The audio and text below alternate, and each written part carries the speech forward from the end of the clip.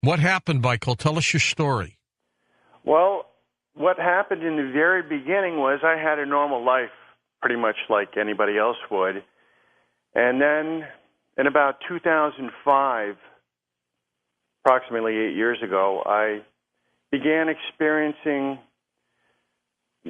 unusual happenings, odd happenings. At first, I really didn't pay much attention to them. Things like furniture being moved around in my apartment. I was like, did I put that there? What's that doing there? And then other small things like damage to my property, to my clothing. Small things, but it's called what is known as small but noticeable damage. And at about the same time, I also noticed, I don't know, just kind of weird things happening. Like, for instance, when I was driving down the street, oncoming traffic would flash their lights at me, blink their lights, or turn their lights on or off. And sometimes that happens, someone will turn their lights on or they'll turn them off, whatever. Right. But they probably, depends if you had your brights on, maybe they thought you didn't have your headlights on, right? No, this was when I had no lights on during the day. Okay. Yeah, I'm sorry, I didn't specify that. During the day, and some cars do have the lights running all the time, but these were the bright lights usually, and there's a distinction between those two. And I didn't really notice it at first. Then after a while, I began to notice it. And then also, when I was walking on the street, walking to a store or something like that, cars that would pass by me would honk their horn a couple of times. And, I didn't really I never made the connection. I just thought people were honking. People do honk their horns. Then I got these sustained honks when I was the only guy on the street, and I kept saying to myself, what's going on here? What's happening here? It was weird to me. And then also another thing that I noticed, these are all methods of parts of organized stalking or gang stalking. I prefer the word organized stalking. There's many different methods and techniques that are used, and I was experiencing them just by noticing them. And then when I did investigation and research, I said, I went on the internet by myself. Nobody was there to explain. I was by myself living in an apartment in Hollywood, California, as a writer,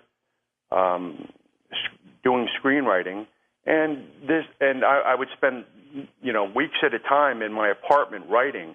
And when this started happening, I had nowhere else to really turn to. There was no one that had any answers for me. So I went on the internet and I started to explore and putting in keywords, brighting lights, enter, exit.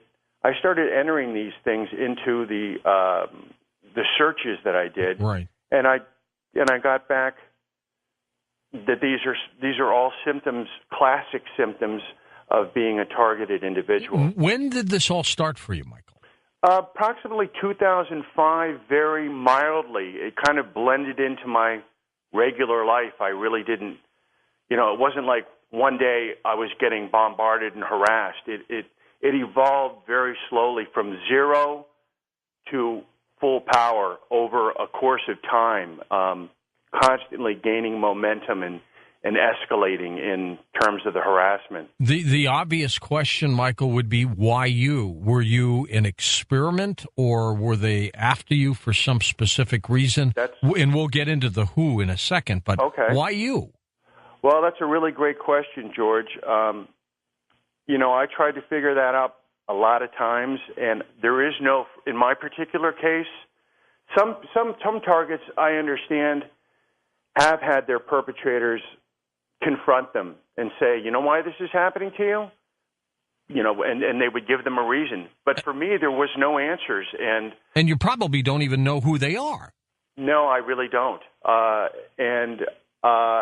That when you asked that question, it really stirred up the question that constantly was the biggest question that all targeted individuals have is why?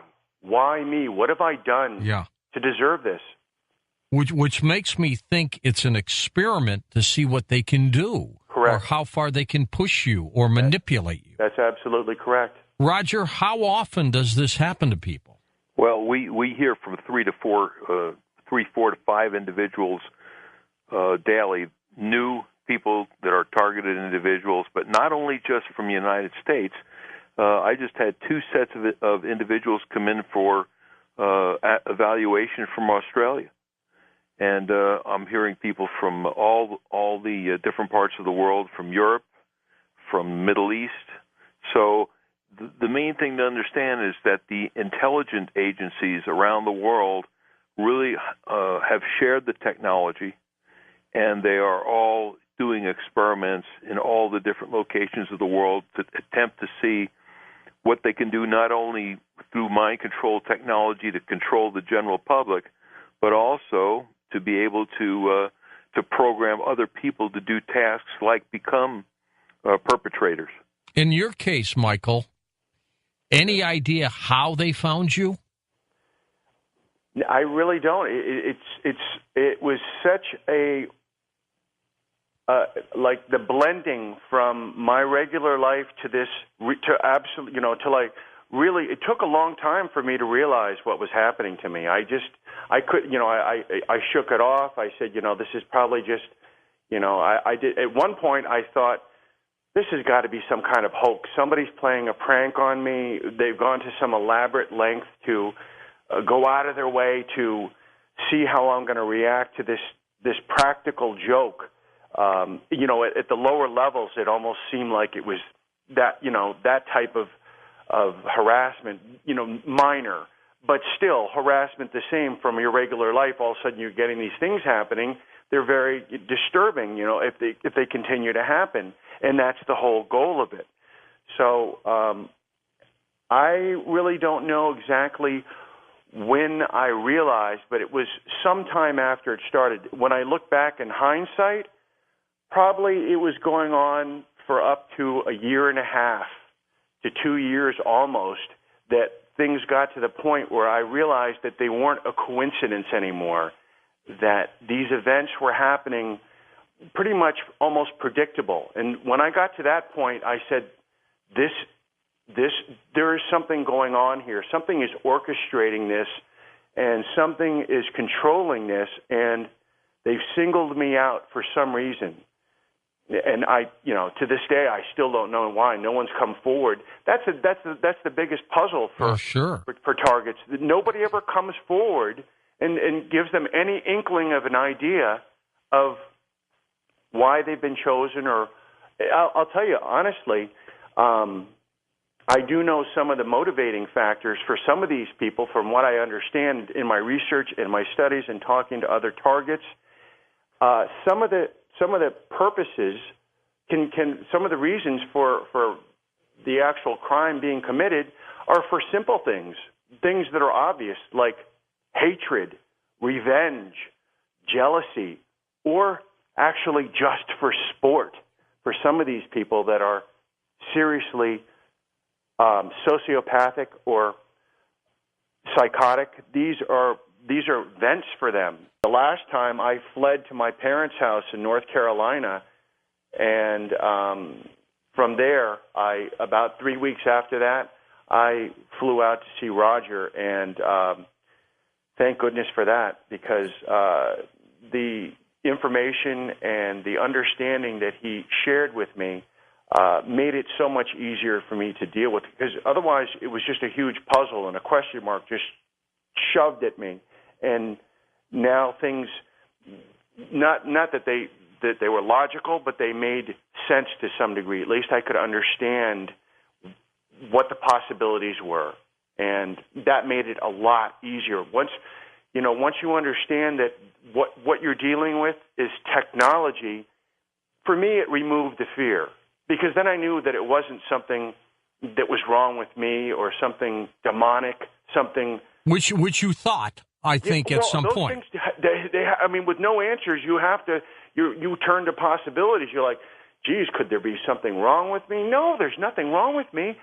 You think it could be something biblical? Is there what is this? Yeah, is it a message from above? Possession? I didn't realize, But then once I understood that it was technology and people were behind it, that made it a lot easier to digest, honestly. Did you hear the voices too, Michael? No. You didn't? Okay, so no, they didn't bombard you with voices. If you want to go into this further, the other part, there's two other parts to this besides whatever questions you have to ask me. There's two other main parts. One is the dreams, which are artificial, which are inserted into the targeted individual's mind while they sleep. And it's substituted for their REM sleep. When they normally would be getting their rapid eye movement sleep, the most essential form of sleep for your immune system, it's being taken away and substituted with artificial dreams. And the other thing is the directed energy. So if you wanted to go in... let's talk for a moment about the dreams. We're going to hit this break, but we'll get right back into that next hour, too. Are you saying that they have the ability to create a dreamlike state, a picture, a story, and beam that into you, and it becomes so realistic in your dream? You think it's happening? Oh, it totally. And I've spoken to every other target I've spoken to has experienced nearly the same, almost exactly identical description of what happens to them when they sleep. That's when most of the damage occurs, actually, is when you're asleep. They take you when you're asleep. They work on you when you're asleep with the dreams. You get burned when you sleep. You go to sleep, you go to sleep fine. You wake up with a huge burn on your leg. Most of the activity is done during the day. You may encounter organized stalkers, but after a while, that only lasts for the first 2 or 3 years of being a victim. After a while, that tapers off, and it happens intermittently, once in a while, very sporadically. Never happens to the way it did when you first started experiencing it. But most of the handiwork, as they refer to it as, the perpetrators, happens at night when the victim is the most vulnerable, when they're asleep. And now these dreams that they would pump into you, what were they like? Well, they're always the same. They're different scenarios, but basically it's the same. It's the same story over and over. It's you. You're seeing the dream through your eyes, as you normally do. Yes, and they're very vivid, real dreams. They're different than regular dreams because you'll have a nightmare once in a while, and while you're in the nightmare, it seems real. Sure, it does. But not like these things. These dreams are completely different, and after a while, you're able to distinguish what was and what is now. And you don't get your old dreams back. Now they're complete. It's not like once in a while they do it. This is every night that you go to sleep. Are you still getting these dreams bombarded to you? I am, but I actually am able to. I've developed my own set of survival techniques when the dream. Sometimes what happens is. Hold on, Michael. We're at that point where we shall come right back. Let's get into your dream state again and explain what they've been doing, how you think they do it. Well, what they do is in the dreams, you're very vulnerable when you sleep, and these dreams, they have the same scenario every time. You are the loser. You are the outcast. You are laughed at. You are taunted. You are chased. You've lost something you can't find. You put a set of keys down, and now for the rest of the dream, you're looking for them. You know you just had them here, but now you're looking for them, and they just disappear. Whatever. That it's always those same type of scenarios. And another thing that they do, another technique that they use within the dream, is to have other characters that are in the dream ask you questions. In the dream? Yes, they will ask you questions, and you are pretty much very submissive to that. You are very, they can extract whatever they want from you at that point. You have no guard up in your dream, and you may relinquish information you wouldn't normally relinquish. Are they reading your dream state mind? Well, they're doing that. They're monitoring the way you interact with the dream that they've set up for you. And simultaneously, while you're distracted with this dream in your mind, they are also doing something else, which is called, it's a type of hypnosis. And they are actually extracting memories and thoughts and the way you think from you while you're in this dream at the same time. And sometimes both. Sometimes they'll also be asking you questions during the dream. So you're not only being unconsciously being drained and unwittingly being drained of memories and thoughts and what actually makes you up as a human being and as a unique person, but they're also asking you actively during the dream. Jeez. Truly incredible technology. Where are they, Michael, when this is going on? Are they in a van outside your house or what? Well, actually, this crime is achieved today with the advance of technology. It's able to be achieved through a cell phone. So they can be up to several thousand miles away from you using the satellite system, going from satellite to satellite. When they hook up, they actually punch in a 10-digit number to get you. That's you. And then a different number for somebody else. And whoever is given access to this can hear what you're saying and hear what you're hearing and know your thoughts in real time. The computer grabs your brainwave and will be able to translate it into real words in real time. That's how advanced the technology is. Just remarkable. Yeah. Now, you were talking about directed energy as well. What are they doing with that? That is that's a little bit, well, it's using the same system. It's using the satellite system and the equivalent to the GPS system with the cellular system and the satellite system combined. That's because the cell phone is a satellite run or running off the towers, the cell towers that they have, either one. And they will be able to, the perpetrators will be able to actually direct a very fine microwave beam, invisible. One of the words for the invisible crime. They will be able to burn you. You will not be able to see or even actually feel it while you're asleep.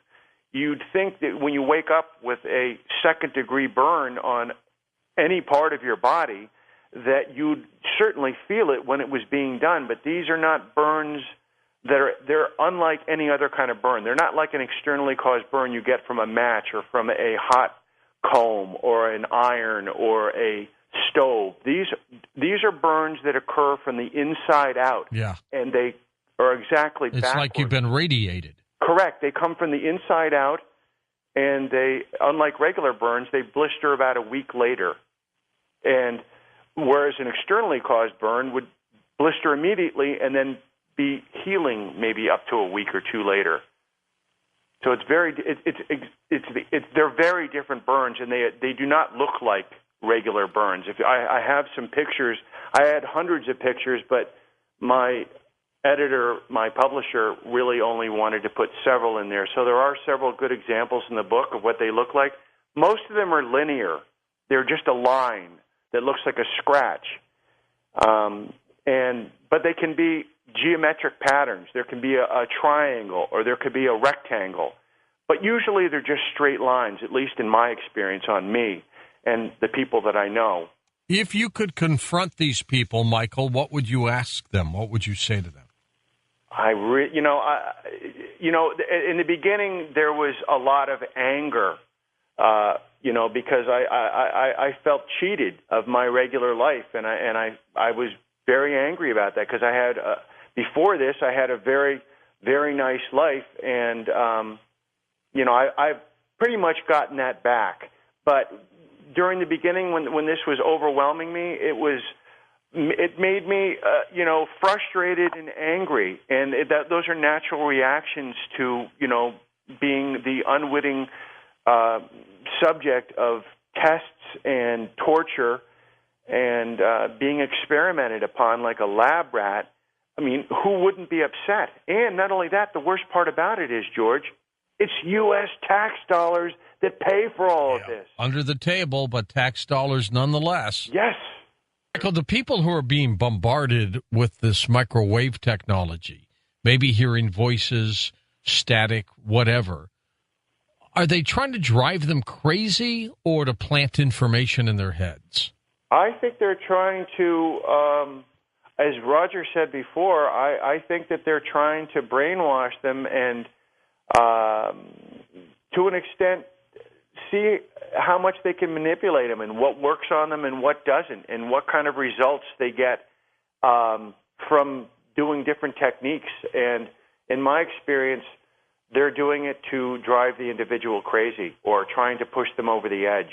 I don't think they're. You know, you wish you were like the target of some kind of divine knowledge where they're trying to put stuff into you. That might actually be some kind of a benefit. It's like, hey, how did this guy suddenly rise? How did he graduate college in 1 year? Because they're feeding him all this information. That would be great. But unfortunately, it's the opposite. It's all very negative stuff, and there's really not much to be gained from it from the person.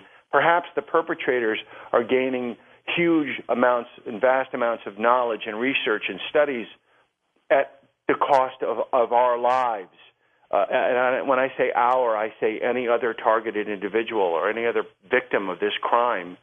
It really comes at a great expense. And as Roger can probably tell you from experience, once the harassment starts, it generally lasts for life in some form or another. Some people do escape, or they are actually they're able to disable their chips or whatever, or their target, their group, the perpetrators lose interest in them, or they've gotten all they can get out of them, and then they don't waste any more money on them, because obviously to be a victim is a great expense to your perpetrators, to follow, to get the technology, to get people to monitor you, to follow you around on the ground, in cars, in other parts of the world.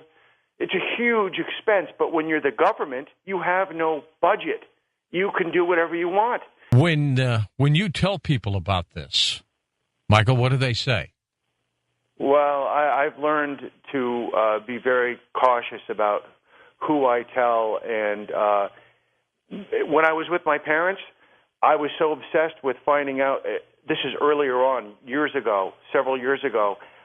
We would talk about it. We would talk about, quote unquote, it all the time, and my mother would say at the table, "Could we please not talk about it anymore?" And I'd say, "No, we haven't even begun to talk about it. We have to exhaust this thing. Are you kidding me?"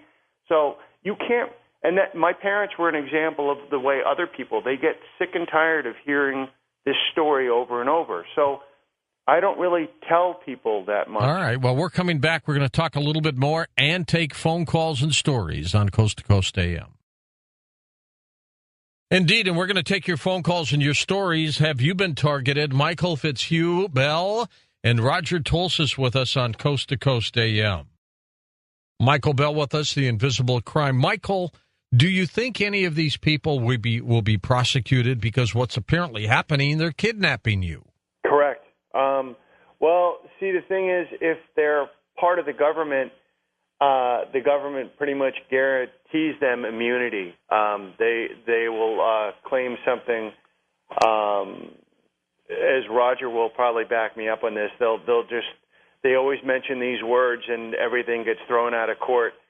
It's a matter of national security. When they say that sentence, it kind of excuses them from everything. It's like their diplomatic immunity plates on cars. They're immune to all speeding tickets and everything, and that's what these people have going for them. They're pretty much immune. I'm sure Roger can expand on that. Roger, how immune are they? Well, every case that I've ever seen, it gets dismissed under national security. They won't even talk about it. They don't acknowledge it. It's the same thing as you get the same kind of problem you get with the UFO kind of situations where they won't even want to talk about it to any degree at all. So There has been some cases, and every one that I've ever seen was dismissed under national security. All right, let's take some calls while we continue chatting with Roger and Michael. Let's go to Alan in Springfield.